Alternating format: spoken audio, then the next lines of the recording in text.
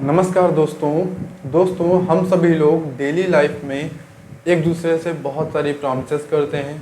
तो उन प्रॉमिसेस में क्या होता है, जो भी पर्सन प्रॉमिसेस को कर रहा होता है, या कह लीजिए जो भी पर्सन प्रॉमिस कर रहा होता है, उस पर्सन की भी कुछ ना कुछ ऑब्लिगेशंस होती हैं, और जिससे प्रॉमिस करी गई है उस पर्सन की भी कुछ ना कुछ ऑब्लिगेशंस होती हैं। ठीक इसी तरह से 1872 से पहले हमारे जो भी बिजनेस हुआ करते थे, ट्रेड हुआ करती थी, उसमें बहुत सारे प्रॉमिसेस, एग्रीमेंट्स या डायरेक्टली कह लीजिए कॉन्ट्रैक्ट्स हुआ करते थे। तो उसमें क्या होता था कि जो भी पार्टीज़ होती थी एग्रीमेंट से रिलेटेड, उनकी ऑब्लिगेशंस होती थी कुछ ना कुछ करने की। उन ऑब्लिगेशंस को परफॉर्म करने का जो जब भी टाइम आता था, तो वो पार्टीज़ क्या करती थी, ब्रीच कर देती थी, वो मना कर देती थी उन ऑब्लिगेशंस को पूरा करने से। तो क्या इससे क्या होता था कि जो भी दूसरी पार्टी होती थी उसका बहुत सारा लॉस होता था। तो इसको देखने के बाद लोगों ने सोचा कि क्यों ना इन सब से रिलेटेड कुछ रूल्स होने चाहिए, जिससे कम से कम लोग थोड़ा बहुत डरें, उनके लिए पनिशमेंट होनी चाहिए, या कह लीजिए उनके लिए कॉम्पनसेशन होना चाहिए। ठीक है, कि अगर कोई भी पर्सन किसी का नुकसान करता है तो उस नुकसान की भरपाई करेगा उस कॉन्ट्रैक्ट या उस एग्रीमेंट से रिलेटेड।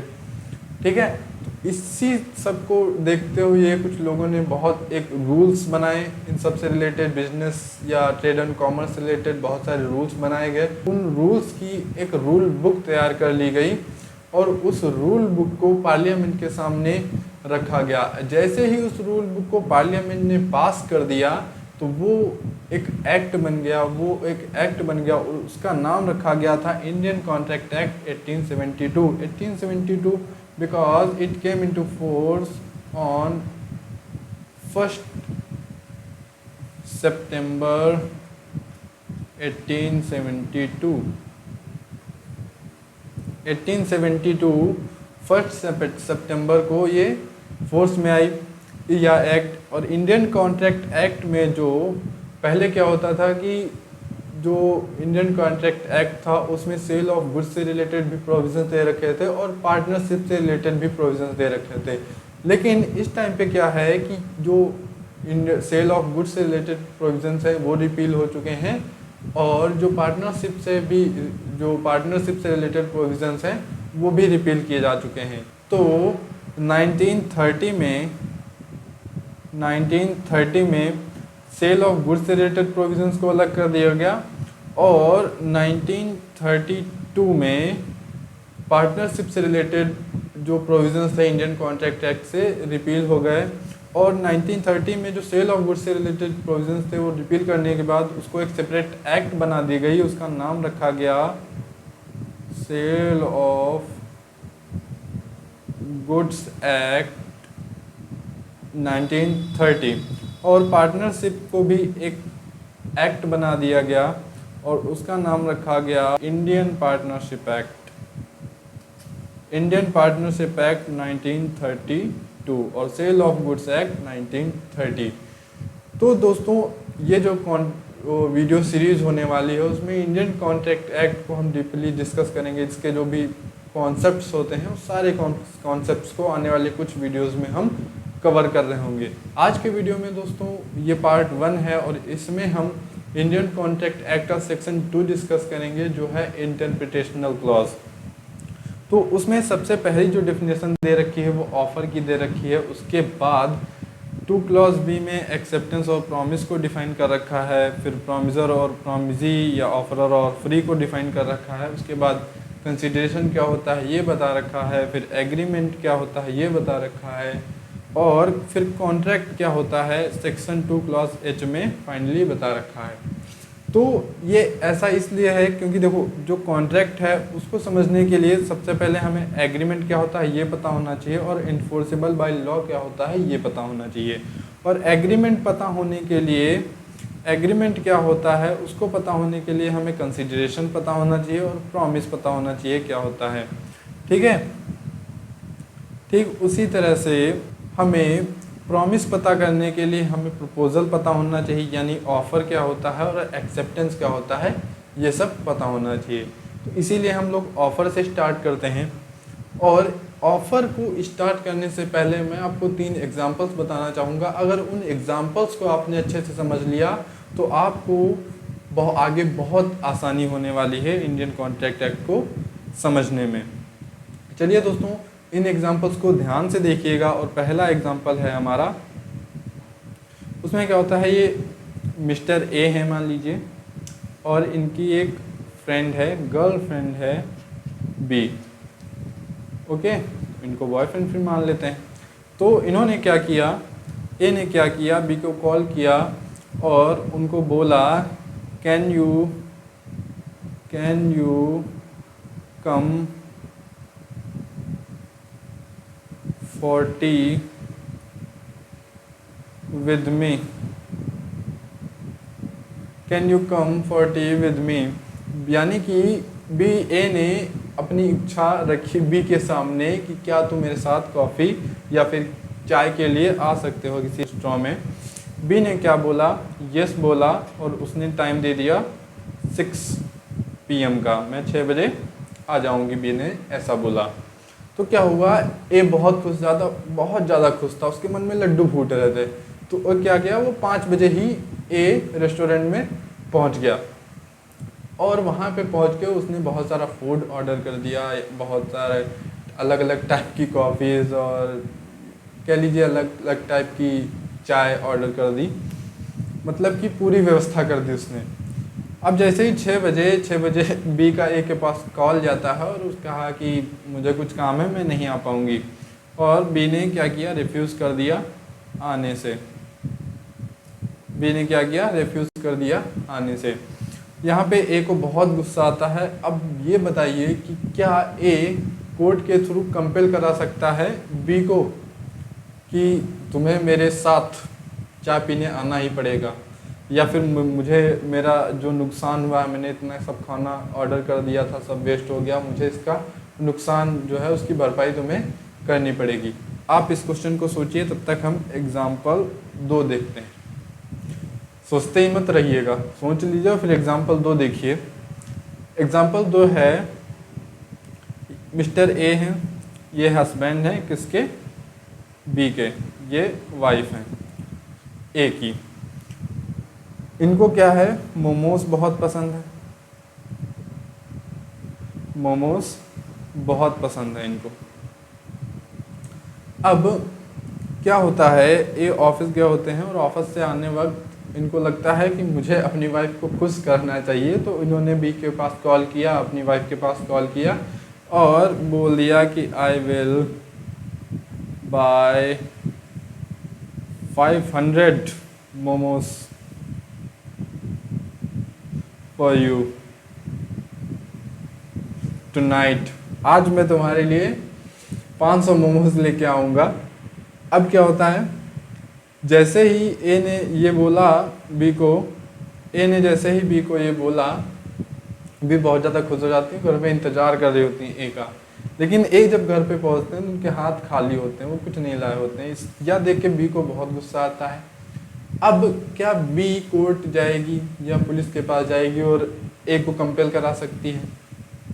ए को क्या कंपेल करा सकती है कि तुम्हें तो मुझे देने ही पड़ेंगे 500 मोमोज आज के आज, ठीक है। अगर हम मोमोज की बात यहाँ ना करें, मोमोज की बात ना करें, यहाँ पे अगर हम गोल्ड की बात कर लें तो ज़्यादा ठीक रहेगा कि तुम्हें तो गोल्ड की प्रॉमिस किया था और गोल्ड वो नहीं लाए, ठीक है।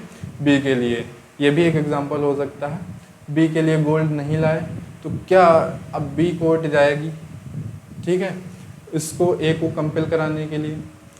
आप सोचिए। और एग्जांपल नंबर 3 है, एग्जाम्पल नंबर 3 है, जो मिस्टर ए होते हैं, मान लीजिए इनके पास एक कार है, इनके पास एक कार है और इसको ये 30 लाख पे बेचना चाहते हैं।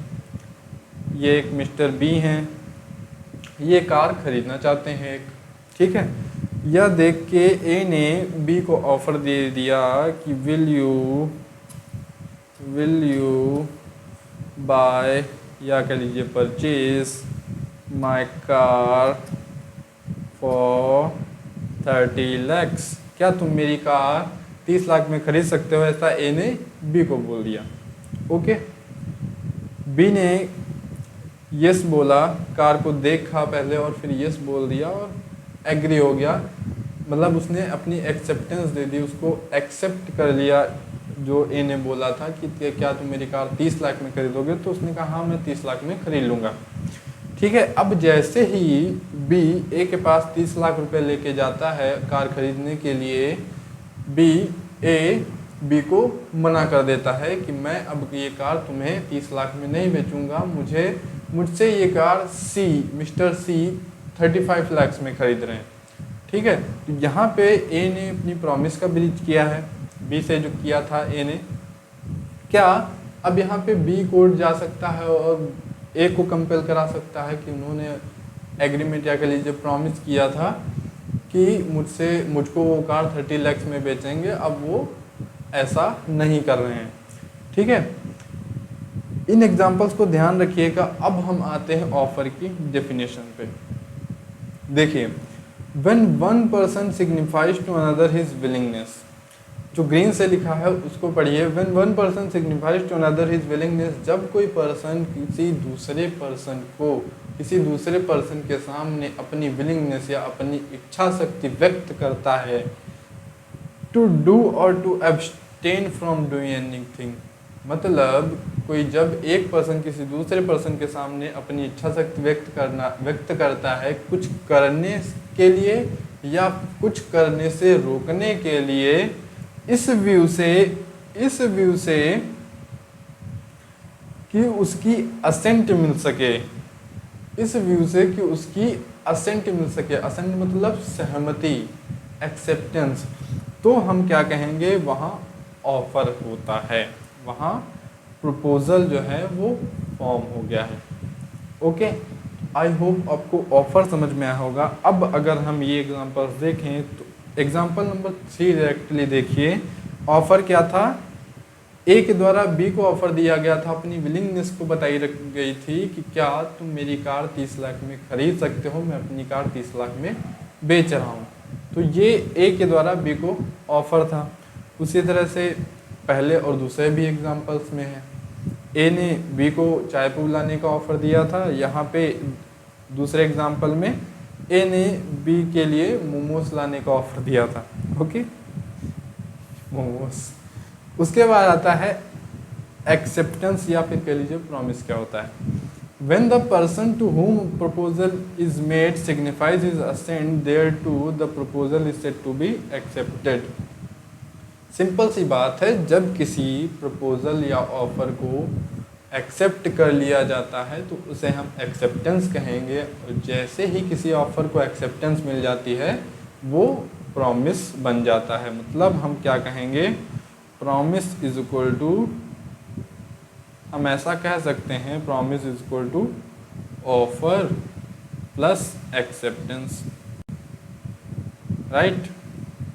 Promise is equal to offer plus acceptance. अब हमें एक्सेप्टेंस, प्रॉमिस और ऑफर समझ में आ गए। एग्जाम्पल्स में अगर एक्सेप्टेंस देखें तो क्या था, बी ने ए को अपनी क्या है एक्सेप्टेंस दे दी थी, अपनी असेंट दे दी थी कि मैं आपकी कार खरीद लूँगा। तो यहाँ पे बी के द्वारा ए का जो ऑफर था उसको एक्सेप्ट कर लिया गया था। ओके, उसी तरह से प्रॉमिसर और प्रॉमिजी को भी डिफाइन कर रखा है सेक्शन 2 क्लॉज सी में इंडियन कॉन्ट्रैक्ट एक्ट के।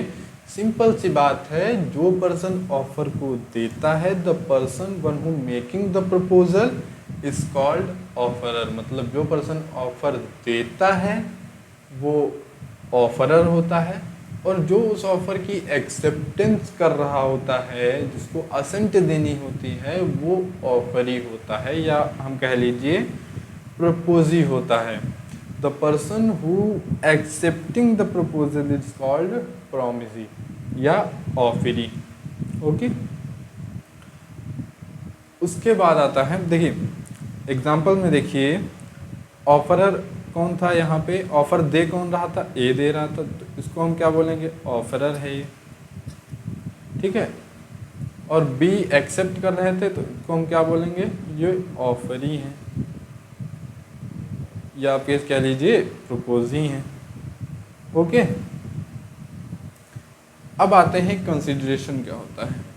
कंसिडरेशन की डिफिनेशन थोड़ा सा ट्रिकी है, बट हम यहाँ पे डिफिनेशन को डायरेक्टली नहीं समझेंगे, हम बस इतना इसका मीनिंग समझ लेंगे और फिर आने वाले वीडियोस में इसका एक पूरा सा सेपरेट वीडियो होगा जिसमें हम कंसिडरेशन समझ रहे होंगे और बहुत से कंसिडरेशन से रिलेटेड कॉन्सेप्ट्स होते हैं उन्हें समझ रहे होंगे, राइट।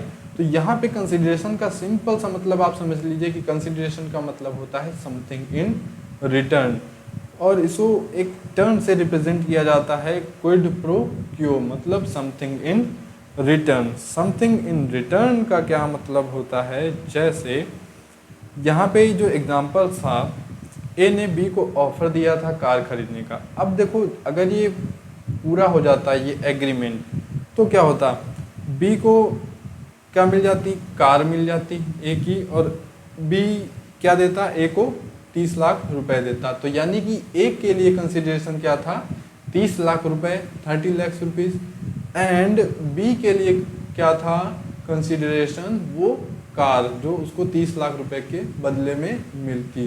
तो आपको समझ में आ गया होगी समथिंग इन रिटर्न मतलब कुछ ऐसी वैल्यूएबल चीज जो दोनों के लिए एक दूसरे से ले या दी जा रही है, रिटर्न की जा रही है। जैसे कार के बदले उसको पैसे मिल रहे हैं और उसको पैसों के बदले कार मिल रही है। ओके, तो आपको कंसिडरेशन भी समझ में आ गया होगा। उसके बाद आता है एग्रीमेंट। एग्रीमेंट क्या होता है, एवरी प्रॉमिस और set of promise forming consideration. जब कोई प्रॉमिस में हम कंसिडरेशन ऐड कर देते हैं तो वो एग्रीमेंट बन जाता है। ठीक है, कंसिडरेशन समझ गए हैं, समथिंग इन रिटर्न। देखिए यहाँ पे देखिए आप, यहाँ पे प्रॉमिस है मतलब ऑफर एंड एक्सेप्टेंस है। तो थोड़ी देर के लिए हम समझ लेते हैं कि एग्रीमेंट और प्रॉमिस सेम होता है लेकिन डिफरेंस होता है एग्रीमेंट और प्रॉमिस में, उसको हम लेटर ऑन डिस्कस करेंगे। जो अब देखिए ये हम पहला जो एग्जांपल है इसमें देखिए सब समाज की बात हो रही है, एक सोसाइटी की बात हो रही है, तो वहाँ पे हम क्या कहेंगे, उसको हम नाम दे देंगे ये एक सोशल एग्रीमेंट है, सोशल एग्रीमेंट है। अब देखिए एग्जांपल नंबर जो 2 है वो उसमें क्या होता है, घरेलू बातें हो रही, हस्बैंड वाइफ का मामला है, तो क्या हो गया, डोमेस्टिक एग्रीमेंट हो गया, एग्रीमेंट हो गया, राइट। अब जो एग्जांपल नंबर 3 है वहाँ पे देखिए पैसों से रिलेटेड बात हो रही है, रुपयों से रिलेटेड बात हो रही है, ठीक है। तो वहाँ पे इसको हम क्या बोल देंगे, ये कॉमर्शियल एग्रीमेंट है, ठीक है, कॉमर्शियल एग्रीमेंट है। ओके, सोशल एग्रीमेंट क्या होते हैं समझ गए, डोमेस्टिक समझ गए हम, और कमर्शियल एग्रीमेंट क्या होता है। एक और एग्रीमेंट टाइप होता है जैसे पॉलिटिकल एग्रीमेंट। जैसे कोई पॉलिटिकल लीडर है, इलेक्शन लड़ने से पहले उसने आपको बोल दिया कि जैसे ही मेरी गवर्नमेंट बनेगी हम आपको मैकबुक देंगे या आईफोन्स दिलाएंगे सबको, ठीक है। तो जब गवर्नमेंट उसकी बन गई उस पॉलिटिकल लीडर की और उसने ऐसा नहीं किया तो क्या कोर्ट जाएंगे, ठीक है। तो देखिए यहाँ पे क्या होता है, यहाँ पे क्या होता है, एक टर्म आता है intention to create legal relationship, intention to create legal relationship, legal relationship. अब इसको समझने से पहले हम देखिए एग्रीमेंट समझ गए हैं, अब हम समझते हैं कॉन्ट्रैक्ट क्या होता है। An agreement enforceable by law. Agreement हमें पता चल गया कि ऑफर एक्सेप्टेंस प्लस, अगर हम एग्रीमेंट बोलें क्या होता है तो क्या हो जाएगा, offer plus acceptance, acceptance plus consideration, consideration, ये सब मिला देंगे तो क्या हो जाएगा, ये बन जाएगा एक agreement, agreement, right. Offer plus acceptance को हम क्या बोल रहे थे, प्रॉमिस। डिफिनेशन में भी तो ये लिखा है एवरी प्रॉमिस और सेट ऑफ प्रॉमिस मतलब offer and acceptance forming consideration is an agreement. Consideration जब मिल जाता है प्रॉमिस में तो वो एग्रीमेंट बन जाता है। उसी तरह से an agreement enforceable by law, जैसे ही कोई एग्रीमेंट इन्फोर्सेबल बाय लॉ हो जाता है, इन्फोर्सेबल बाय लॉ का सिंपल सा मीनिंग याद रखिए कि जब कोई पर्सन कोर्ट जाके सामने वाली पार्टी को उसकी ऑब्लिगेशंस जो एग्रीमेंट से रिलेटेड थी उसकी ऑब्लिगेशंस को पूरा कराने के लिए कंपेल कर सके तो उसे हम कहते हैं enforceability by law. For example number 3 में देखिए, अगर ए जो पैसे ले रहा है बी से कार के बदले, ठीक है 30 लाख, उन पैसों में कुछ जाली नोट्स हों, जाली मतलब कुछ नकली नोट्स हों, ठीक है, तो क्या करेगा, एक कोर्ट जाएगा और बी को कंपेल कराएगा कोर्ट के थ्रू कि इन्हें 30 लाख पूरे करने होंगे और जाली नोट्स जो हैं, जो नकली नोट्स हैं वो ले जाए अपने और हमें असली नोट्स चाहिए, वो कंपेल करा सकता है, ठीक है। तो ये होता है इन्फोर्सिबिलिटी बाय लॉ कोर्ट के थ्रू। या कह लीजिए कार में ए के द्वारा कार में कुछ डिफेक्ट कर दिया गया, कुछ भी खराबी कर दी गई और बी को ये बताया नहीं गया एग्रीमेंट के टाइप का और उसने 30 लाख रुपए दे दिए और कार जो है उसको ख़राब मिली, ठीक है। तो अब वो क्या करेगा, कोर्ट चला जा सकता है, अपनी जो भी कंपनसेशन ले सकता है। या फिर कह लीजिए कि अगर ए रिफ्यूज़ कर दे कि मैं अब तुम्हें 30 लाख में कार नहीं बेचूंगा एग्रीमेंट फॉर्म होने के बाद में, ठीक है, अगर रिफ्यूज़ कर दे कि मैं अब तुम्हें कार नहीं बेचूंगा, मैं तो अब 35 लाख में बेचूंगा, ठीक है, तो यहाँ पे क्या ये कोर्ट जा सकते हैं? जी हाँ, बी कोर्ट जाएगा कि उन्होंने पहले मुझसे प्रॉमिस किया था, मुझसे एग्रीमेंट कर लिया था कि मुझे ही कार बेचेंगे, लेकिन ऐसा नहीं कर रहे हैं, अब उन्हें मुझे ही कार बेचनी होगी, मतलब उसको कंपेल कराएगा कोर्ट के थ्रू। तो ये होती है इन्फोर्सिबिलिटी बाय लॉ। उसी तरह से intention to create legal relationship का मतलब होता है एग्रीमेंट फॉर्म करने से पहले देखा जाता है कि आपका जो इंटेंशन था वो लीगल रिलेशनशिप बनाना था कि नहीं। जैसे अगर हम दूसरे एग्जांपल में बात करें तो ये हस्बैंड वाइफ का एक मामला था। इसमें कभी भी लॉ ऐसा प्रिज्यूम नहीं करता कि intention to create legal relationship नहीं होता। जैसे हस्बैंड वाइफ हैं, यहाँ पे ए ने अपनी जो प्रॉमिस करी थी मोमोज लाने की या फिर कह लीजिए गोल्ड लाने की, वो ब्रीच कर दी थी, मतलब पूरा नहीं किया उसने। तो क्या भी अब उसके मन में इंटेंशन था कि अगर ये नहीं ऐसा करे, हमारे जो हस्बैंड साहब हैं वो मोमोज नहीं ला सके तो मैं क्या कोर्ट चली जाऊंगी, ऐसा कुछ नहीं था ना। तो ये होता है intention to create legal relationship. तो लॉ क्या प्रिज्यूम करता है, जो intention to create legal relationship होता है उसे सोशल एग्रीमेंट्स में नहीं प्रिज्यूम करता है। जो सोशल एग्रीमेंट्स होते हैं वो इन्फोर्सेबल बाय लॉ नहीं होते हैं। उसी तरह से डोमेस्टिक एग्रीमेंट्स में भी लॉ प्रिज्यूम कर लेता है कि वहाँ पे intention to create legal relationship नहीं होता है, इसीलिए वो इन्फोर्सेबल बाय लॉ नहीं होते हैं, ठीक है। अब जो कॉमर्शियल एग्रीमेंट होते हैं वहाँ पे लॉ हमेशा प्रिज्यूम करता है कि वहाँ हमेशा इन्फोर्सिबिलिटी बाय लॉ होती है। क्यों? क्योंकि वहाँ हमेशा लॉ प्रिज्यूम करता है कि intention to create legal relationship होता है। अब देखिए, मतलब कहने का है कि हमने क्या पढ़ा डेफिनेशन में कि जो कॉन्ट्रैक्ट होता है इन्फोर्सेबल बाय लॉ होता है। जैसे कोई एग्रीमेंट इन्फोर्सेबल बाय लॉ हो जाता है वो क्या बन जाता है, कॉन्ट्रैक्ट बन जाता है। तो यहाँ पे एग्जांपल में देखिए, ये जो एग्रीमेंट थे सोशल और डोमेस्टिक, यहाँ पे क्या है, इन्फोर्सिबिलिटी बाय लॉ नहीं है, मतलब ये कॉन्ट्रैक्ट नहीं बना सकते, ठीक है। उसी तरह से इसमें देखें तो यहाँ पे इन्फोर्सिबिलिटी बाय लॉ है एग्जांपल नंबर 3 में, और intention to create legal relationship है, तो ये इन्फोर्सेबल बाय लॉ है, तो मतलब ये कॉन्ट्रैक्ट हो गए, ठीक है। जब कोई एग्रीमेंट इन्फोर्सेबल बाय लॉ हो जाता है तो वो कॉन्ट्रैक्ट बन जाता है। आपको समझ में आ गया होगा कि कॉन्ट्रैक्ट क्या होता है।